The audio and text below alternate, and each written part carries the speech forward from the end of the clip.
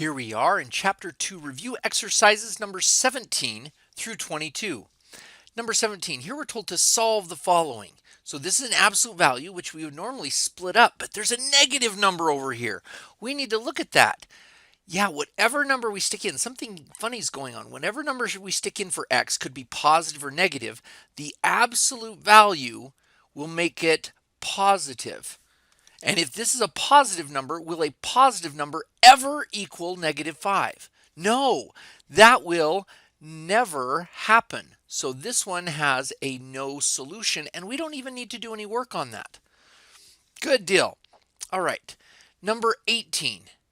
Absolute value of -3x plus 7 equals 19. And yeah, positive numbers could equal 19. So here we need to do the split. So this is -3x plus 7 equals a -19, or -3x plus 7 equals 19. And remember why that is. If you have a 19, the absolute value will kick it to a 19. If you have a -19, absolute value will make it a positive 19. So that's where we get those two equations, that whatever's in here could equal a -19 or a 19, and it will work. All right, so let's solve these. Subtract 7 from both sides. We get -3x equals a -26. And then divide by -3, and we get x equals positive 26 thirds. On the other one, -3x plus 7 equals 19. Subtract 7, and we get -3x equals 12. Divide both sides by a -3, and you get x equals a -4. So we get the two answers, -4 and 26 thirds. Good. All right, the next one. Number 19. Absolute value equals 15. Yep, we're going to split this up into its two equations. We get x over 3 plus 4 equals a -15. Or we would also get an answer if x over 3 plus 4 equals a positive 15. There we go. Yeah, so if we have a 15 in here, absolute value of 15 would be 15, or if we have a -15. Either way, we'll get an answer. Subtract 4, and we get x over 3 equals -19, times by 3, and we get x equals a -57. Subtract 4 on this one, we get x over 3 equals 11, times by 3, and we get x equals 33. So we get the two answers, positive 33 and -57. Okay, now on these next ones down here, it says solve the following. Write the answer in set and interval notation. So we need to be able to write both of those forms of the answer. And we don't have to graph it, but it may be helpful here. All right, so number 20. We have a negative number over here. It's something's skiwampus. Let's see what happens. If we stick any x's in here, positives or negatives, times it by 3, add them 5, then it's going to make this entire thing positive. Are positive numbers bigger than -5? Yes. Here they never equal them, but they are always, this will always be true no matter what we stick for x. So that's where we get that x is all real numbers, all numbers. You could write the capital R for all real numbers, or just write all numbers. Either one of those would be all right. Excellent. Number 21. Okay, so on this guy, now we've got, this is an absolute value less than 18. Now remember, the absolute value being less than, this gives us an and statements. Absolute values represent distance. And so if the distance has to be smaller than 18, that means we're stuck within things. So again, we're going to have a negative. So we're going to have -7x when we split it. -7x plus 6 is less than 18, just like it looks like it, and bigger than -18 at the same time. Notice that this is bigger than, even though they look like they're going the same direction, the -7x plus 6 is smaller than the positive 18 and bigger than the -18. And that's where distance comes in, that the distance of the -7x plus 6 has to be contained within a fence that's out at 18 and -18. All right, let's solve it. So subtract 6, subtract 6, subtract 6, and we get -24 less than -7x less than +12. Okay, now we're going to divide by a -7. divide by a negative 7, divide by a negative 7, and we now have x.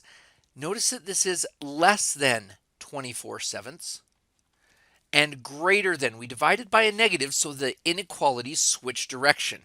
And notice if we didn't switch direction, we'd have 24/7 smaller than the negative 12/7. So here's our set notation. Good. I'm going to use a graph. Even though we don't have to write a graph, I'm going to graph it anyway, just so I can write down the interval a little bit better. So here is negative 12/7 down there, and then 24/7 is up there. 24/7 is up there, and 0 is somewhere in the middle. I don't know about there. And notice it's an open parentheses and then everything in here. So that helps us to identify that the appropriate interval notation, so we needed set and now we do interval notation, would be to write it as negative 12/7 first with the parentheses, then 24/7. Yeah, the set notation right here, you can leave it like that, but you'll notice it looks kind of backwards. We have the biggest number on the left, so you might see in the book written like this, just to double check and so it doesn't mess you up. You might have negative 12/7 here, less than x, less than 24/7 like that. And that these two mean the same thing. One of them's, this one's a little bit more obvious because the negative number is on the left. Okay, good. And let's do number 22.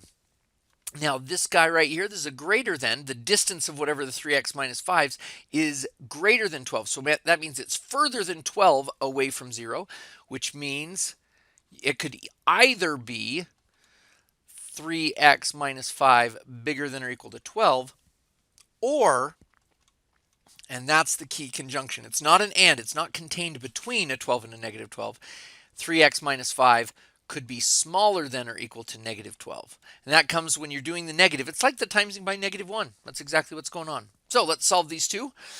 Add 5 and we get 3x is bigger than or equal to 17. Divide by 3 and we have x is bigger than or equal to 17 thirds. Remember, this is an or statement in here. Subtract 5 and we get, or add 5 and we get 3x is less than or equal to negative 7.